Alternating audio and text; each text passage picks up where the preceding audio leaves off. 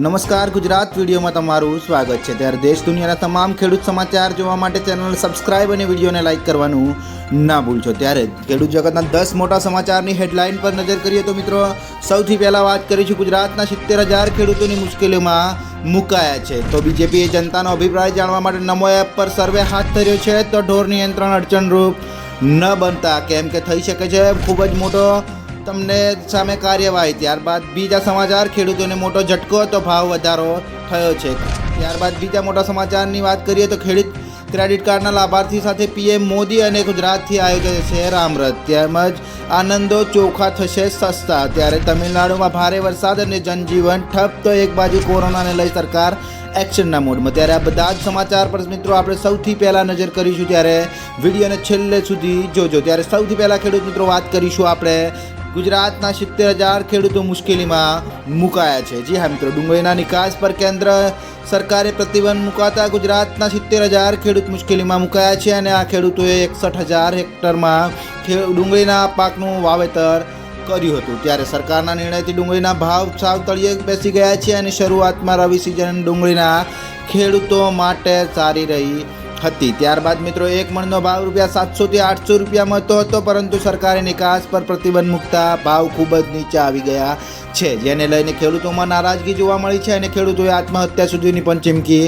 ઉચ્ચારી છે। ત્યારબાદ મિત્રો બીજા મોટા સમાચારની વાત કરવામાં આવે તો બીજેપીએ જનતાનો અભિપ્રાય જાણવા માટે નમો એપ પર સર્વે હાથ ધર્યો છે। જી હા મિત્રો, ભાજપના રાષ્ટ્રીય અધ્યક્ષ જેપી નડ્ડાએ એક અગત્યની ઝુંબેશ હાથ ધરી છે અને તેમણે ભાજપ સરકારે કરેલા અત્યાર સુધીના કામોનો સર્વે હાથ ધર્યો છે। એટલે કે ખેડૂત મિત્રો તમને જણાવી દઈએ કે તેમણે ભાજપ સરકારે કરેલા અત્યાર સુધીના જે વિકાસલક્ષી કાર્યો છે, વિકાસલક્ષી કાર્યો પ્રત્યે જનતાનો અભિપ્રાય જાણવા નમો એપ પર એક સર્વે હાથ ધર્યો છે, જેમાં આપણે વાત કરીએ તો કોઈ પણ વ્યક્તિ સરકારી યોજના, જે તે મત વિસ્તારના વિકાસ કાર્યો અને જે તે મત વિસ્તારમાં ચૂંટાયેલા સાંસદોની કામગીરી પર જનતાનો પ્રતિસાદ શેર કરવા માટે જણાવવામાં આવ્યું છે, જે ખૂબ જ મોટા સમાચાર આવી રહ્યા છે। ત્યારબાદ મિત્રો બીજા મોટા સમાચારની વાત કરવામાં આવે તો હવે ઢોર નિયંત્રણમાં અડચણરૂપ ન બનતા ને થઈ શકે છે તમારા વિરુદ્ધમાં કાર્યવાહી, કેમ કે રખડતા ઢોરનો ત્રાસ, બિસ્માર રસ્તાઓ સહિતના મુદ્દે થયેલી કન્ટેમ્પ્ટ પિટિશનની સુનાવણી દરમિયાન હાઈકોર્ટની ખંડપીઠે આજે ફરી એકવાર ઢોર માલિકો અને પશુપાલકોને કડક ચેતવણી આપી છે। કડક ચેતવણી આપતા તેમણે જણાવ્યું છે, ઢોર અંકુશ નીતિથી અમલવારીમાં તમે અડચણરૂપ ના બનશો, અન્યથા કોર્ટ આ વાત સાંખી નહીં લે અને તમારા અગેન્સ્ટમાં ખૂબ જ મોટો એમ કે ફેસલો લઈ શકે છે। ત્યારબાદ ખેડૂત મિત્રો બીજા મોટા સમાચારની વાત કરવામાં આવે તો હવે ખેડૂતોને મોટો ઝટકો, તો ભાવ વધારો થયો છે આ વસ્તુમાં। જી હા મિત્રો, ખેડૂત માટે સારા પાક ઉત્પાદન માટે ખાતર ખૂબ જ મહત્વનું છે, કેમ કે હાલની જમીનમાં ખાતર સિવાય કશું જ થતું નથી। ત્યારે જો ખેડૂતો ખાતરનો ઉપયોગ કરે તો એમનું પાકનું સારું ઉત્પાદન મળે છે અને તાજેતરમાં થોડા સમય પહેલાં ખેડૂતના ભાઈએ રવિ પાકની વાવણી કરી છે। જો આપણે ઘઉંના પાકની વાત કરીએ તો લગભગ 1 મહિનો ઘઉંનો પાક લેવામાં આવ્યો હતો અને હવે ખેડૂતો આ પાકને સુધારવા માટે ખાતરનો ઉપયોગ કરે છે। ત્યારે આજકાલ ખેડૂત માટે ખાતર ખૂબ જ જરૂરી બની ગયું છે અને સરકાર દ્વારા સબસિડી પર ખાતર આપવામાં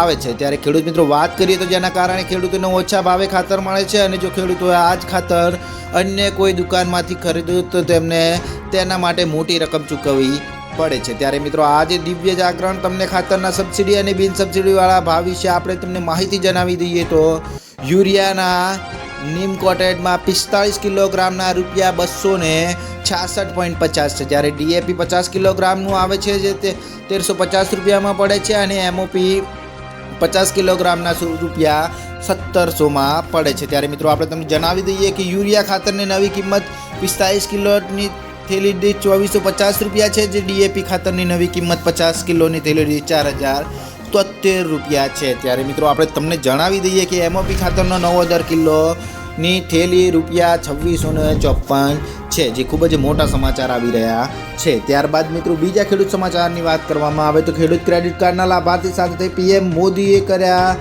વાત કરી છે।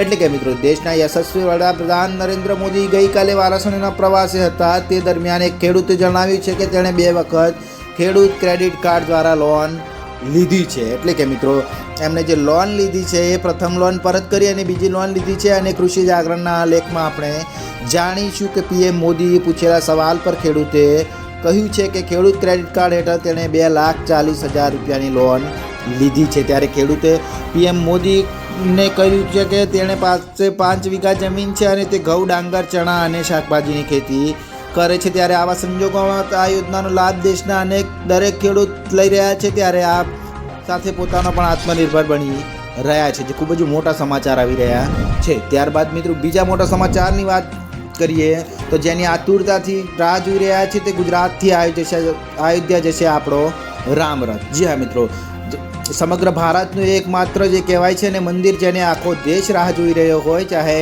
હિન્દુ ધર્મના લોકો હોય, મુસ્લિમ ધર્મના લોકો હોય કે ખ્રિસ્તી ધર્મના લોકો. ત્યારે અયોધ્યામાં 22 જાન્યુઆરીએ પ્રભુ શ્રી રામ ગર્ભગૃહમાં બિરાજમાન થશે. ત્યારે અમદાવાદના રામચરિત માનસ ટ્રસ્ટે ગુજરાતથી અયોધ્યા સુધીની ભવ્ય રથયાત્રાનું આયોજન કર્યું છે. એટલે કે આ રથયાત્રા 8મી જાન્યુઆરીએ અમદાવાદથી પ્રારંભ થશે અને 20મી જાન્યુઆરીએ અયોધ્યા પહોંચશે. આવા સંજોગોમાં 33 વર્ષ બાદ ગુજરાતથી ફરી એકવાર ભવ્ય રથયાત્રા અયોધ્યા પહોંચવાની છે. જો કે 33 વર્ષ પહેલાં 1990માં લાલકૃષ્ણ અડવાણીએ રથયાત્રા કાઢી હતી, જે ખૂબ જ મોટા સમાચાર આવી રહ્યા છે.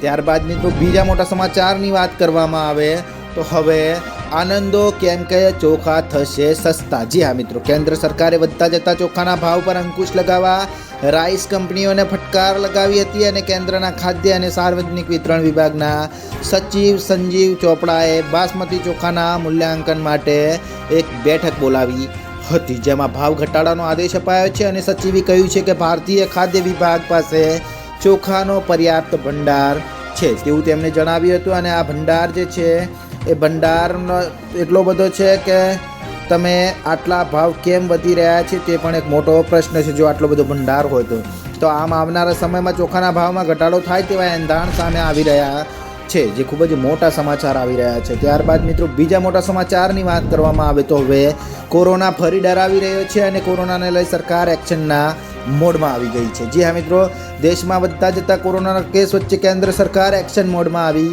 છે. ત્યારે કેન્દ્રીય આરોગ્ય મંત્રી ડૉક્ટર મનસુખ માંડવિયાએ 20 ડિસેમ્બરના રોજ બેઠક બોલાવી હતી અને આ બેઠકમાં મોટો નિર્ણય કરવામાં આવ્યો છે. એટલે કે મિત્રો જે બેઠક બોલાવી હતી એ બેઠકમાં મળતી માહિતી અનુસાર માંડવિયાએ દરેક રાજ્ય અને કેન્દ્રના હેલ્થ મિનિસ્ટર સંબંધિત વિભાગના અધિકારીઓ સાથે ડિજિટલ બેઠક યોજશે. એટલે કે મિત્રો બેઠક બોલાવવા પાછળનું કારણ કોરોનાના કારણે વધતો જતો મૃત્યુદર છે અને એના લીધે કોરોનાના દેશમાં ચિંતાનો માહોલ આરોગ્ય તંત્રમાં જોવા મળી રહ્યો છે અને WHOની ચેતવણી બાદ મોટા પગલાં લઈ શકે છે આરોગ્ય તંત્ર.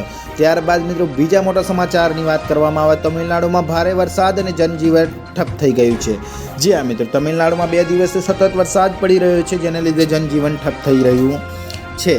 કેમ કે નદીઓમાં પૂરની સ્થિતિ સર્જાઈ છે, તેમજ દરિયા કિનારે આવેલા 4 જિલ્લાઓમાંથી સૌથી ખરાબ સ્થિતિ છે. ત્યારે રાજ્યમાં શાળા અને કોલેજોમાં પણ રજા જાહેર કરાઈ છે અને સાવચેતીના પગલે NDRFના 550થી વધુ જવાનો સ્ટેન્ડ બાય રખાયા છે. ત્યારે તેમજ 7500થી વધુ લોકોને સલામત સ્થળે ખસેડવામાં આવ્યા છે અને આગામી 48 કલાક પણ ભારે વરસાદની આગાહી હોવાની સ્થિતિ વધુ વણસી શકે છે, જે ખૂબ જ મોટા સમાચાર આવી રહ્યા છે. તો મિત્રો આ